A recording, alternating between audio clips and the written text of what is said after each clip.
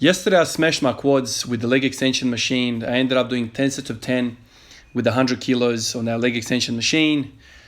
Pushed it as hard as I could. This morning I've woken up and there's no DOMs, but my hips are freaking upset.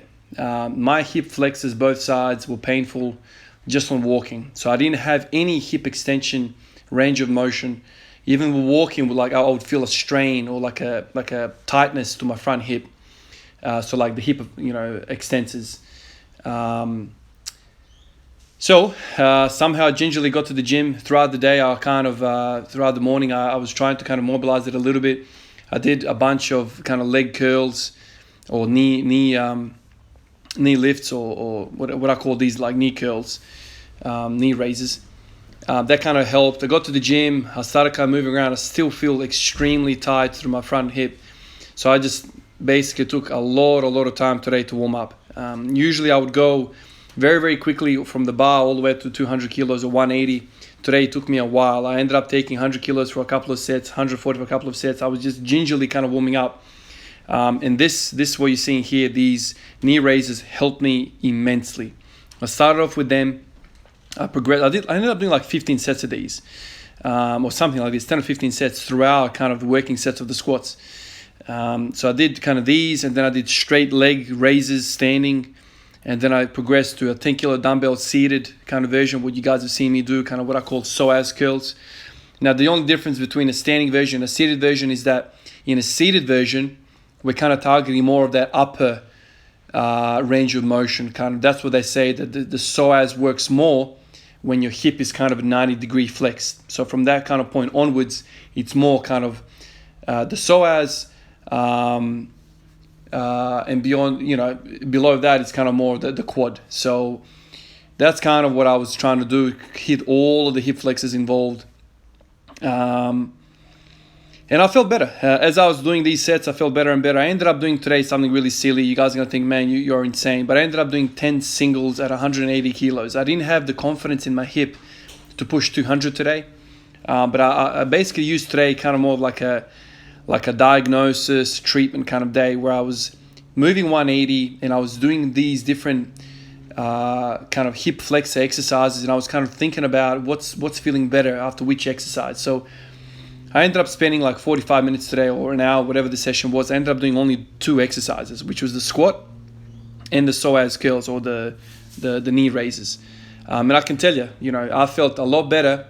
I feel a lot better right now than I did when I first walked into the gym. So whatever I did today has helped me. Right now I'm sitting here at home recording this voiceover and I feel good. So I think what's happening is my hip flexors are getting more and more tight. And I think the culprit there is, one of you guys actually mentioned it to me as well in the comments. One of you guys said, look, I started doing pin squats and my hips are getting more and more sore at the front. And I thought to myself, well, that's interesting. I don't know why that would be happening, but I think now that I think about it a little bit more, and now that I've kind of gone through this myself, I think what's happening with these pin squats is that obviously, depending on the height of the pins, there's a lot of glute contractions. So, this kind of goes back to what I was saying to you guys about the lower back pump. One of you guys actually said to me, consider that it could be not the erectors. This could be just the base or the origin of your gluteus maximus muscle. That's kind of region where I'm actually feeling this hot burning pump feeling. So when you're doing your pin squats, your glutes are getting a smashing, along with the core and your central nervous system, all of that. Now, what happens on the other side of the hip girdle is that there are these hip flexors. Now, if you continuously are smashing one side with super maximal weights, with pin squats, you're smashing the glutes, and you're not addressing the other side of the hip girdle, the hip flexors, the psoas, and the quad, you're not addressing any of those kind of hip flexors, then what you're going to have is you're going to have obviously a unbalanced relationship, power relationship. And what the weaker side always does, I've said this to you guys before, this is my anecdote, is that a weaker muscle is always the tight muscle. Or not always, I don't want to use absolutes, but this has been my experience. So if something feels extremely tight, you can stretch it. But I've said this to you guys a million times before. Every time I've stretched something that's tight, I go back to square one the following day. There's like very, very slow or not existent progress. But if I start hitting something that is tight with strength exercises, it starts to release and I start to feel a little bit better. Now, I've kind of evolved my thinking, from this statement, a tight muscle is a weak muscle. It's not absolute. For instance, if you have anterior pelvic tilt, your hip flexors are tight, and probably like in this instance, they are tight on me because they're weak. They're weak in relationship with, in comparison to the other side of this joint, which is the glutes. One is the antagonist, one is the antagonist. So if you have these big juicy glutes, which I do have, they're very, very strong on me. The other side starts freaking out because I'm not working them. And what happens? They tighten up. And what happens then is something really anti-intuitive, and it's kind of silly, is that the strong muscle, which is the glute, can't actually flex properly because you end up in a anterior pelvic tilt. And what do glutes do? Glutes posteriorly pelvic tilt. And so you have this thing where you are strengthening one side, and then the weaker side or the opposite side of that strong muscle freaks out because it doesn't get trained, it can't keep up, tightens, and that prevents the big guy from contracting at all because now it's fighting itself or its colleague or its opposite equal of the joint along with the actual gravity and the weight. And so if you have anterior pelvic tilt, you're probably going to have glutes which might be strong. It might not be the case, but it might be strong, but they can't contract because the hip is locked in to this anterior pelvic tilt as a result of the tight hip flexors. So it's a bit of a runaround kind of picture all of this and trying to put it on paper. But essentially, if you're like me and you have a high frequency of squatting, and we know squatting is mostly quads and glutes predominantly, if those two things start getting stronger and stronger and stronger, and you don't address the hip flexion part of the quad and the psoas, iliopsoas, then you start having issues and your squat starts to fall apart. So the very act of squatting can make you weaker in squats and you start getting into these poorer positions. So what we got to do? We got to do what you guys are seeing me here. You have to address the front of the hip. There are many different ways of going about it.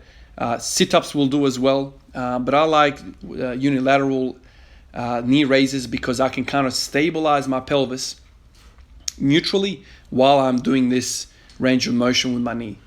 So that's kind of what I did today. As I was kind of working through my thinking, working through these exercises, my hips started feeling better and better, and my glutes started getting more and more contraction. Because, like I said, the hip flexors were letting go and allowing that posterior pelvic tilt, which the glutes want to achieve. So it's kind of a thing where you can strengthen one side of a joint, but if you don't strengthen the other side of the joint, you're not going to get the full maximum contraction of this first side. So this is where this whole thing makes sense, is that you need to strengthen the agonist and the antagonist of every joint if you want full maximal power out of these muscles. So a week and a half ago, I got rid of the psoas curls because I was doing a whole lot of work and I was getting fatigued. And I thought maybe I'll drop these psoas curls out so I can kind of recuperate some more recovery points.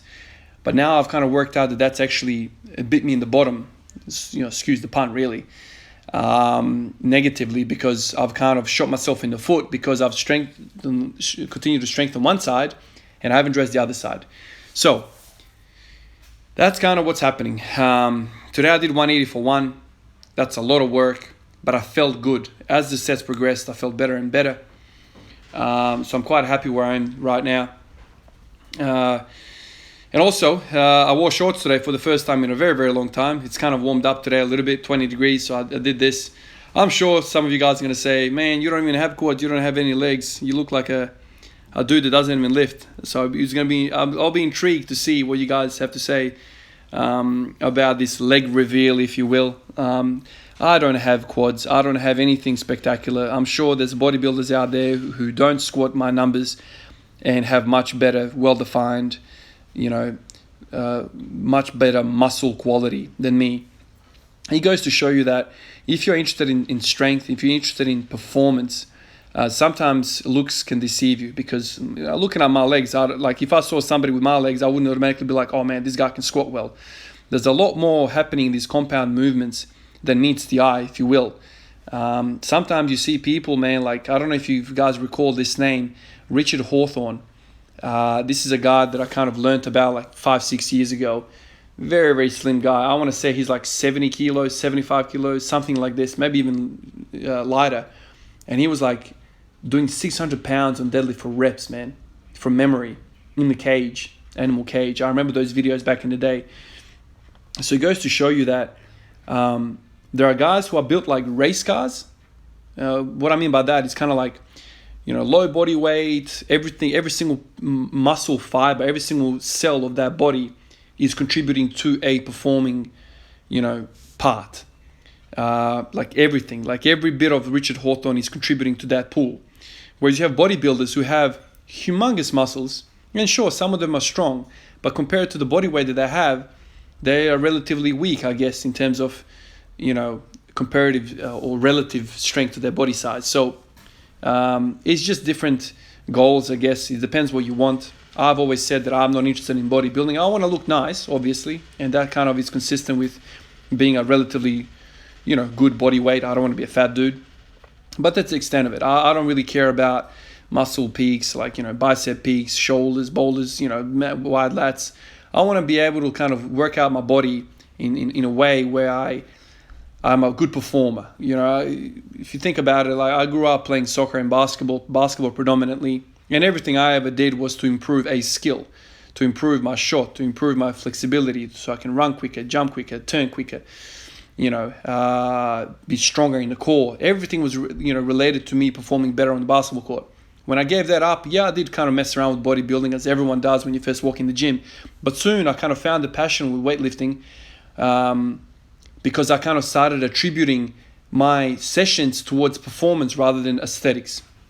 Nothing wrong with aesthetics. If you're somebody that's kind of looking at this and you're like, well, Ivan, man, like, your training doesn't excite me, that's fine, man, dude. Like, there's a lot of different people with a lot of different goals in life in general, also in training. Me, it's all about, performance. I want to be as strong as I can at a nice body weight. I don't want to be a fat dude. So health is always number one for me. Performance is second, and then tertiary, I guess, is looking all right. So, and I always kind of believed as well that if you have like a really impressive deadlift or a squat at a normal body weight, you're gonna have a pretty good physique as well. Like, you're gonna have to have some muscle to move, 200 kilos, 250, 300 kilos in the squat. There has to be something there. Like, you can't flex bone, as Jim Wendler used to say, back in the day. So you need some muscle mass, but there's a difference in muscle mass as well. Like, I'm sure some of you guys are aware of this. You have the sarcoplasmic kind of hypertrophy, where it's kind of more like this glycogen storage, fluid accumulation, and that's kind of what bodybuilders chase. It's kind of what the pump brings. And then there's the other side, which is the myofibrillar, which is kind of like that density of muscle fibers. So I guess when you look at me, I've got a lot of density in my muscle. It's a lot of kind of like, slim, I guess, strong muscle, but there's not a lot of sarcoplasmic hypertrophy. I don't have a lot of fluid retention in me. It's all kind of just what you see is every bit of that is kind of contributing to my squat. So it just all depends on the goals. So that was basically the session today. Put some shorts on, came in, really stiff hips, worked them out eventually throughout the session. I actually wanted to do some bench pressing as well, but the gym was kind of busy and there was a whole bunch of dudes kind of benching, so I just kind of left it at this. I think the amount of work that I did in 45 minutes is I'm quite happy with that. Tomorrow's going to be an early session, so I just kind of cut the session shorter. Didn't do anything for the upper body. Right now, I just want to make sure the hips feel all right. So what I'm planning to do with these hip flexor exercises is maybe do them every other day. And I need to cautiously approach the next day of quad working, because they're jacking up my hip flexors for whatever reason. So something to think about. But I'm glad the day's kind of gotten better as it went along, because at the start of the day I was like, man, I can't even walk, let alone squat. So I'm quite happy. All right, guys, I'll catch you guys in the next one. Peace out.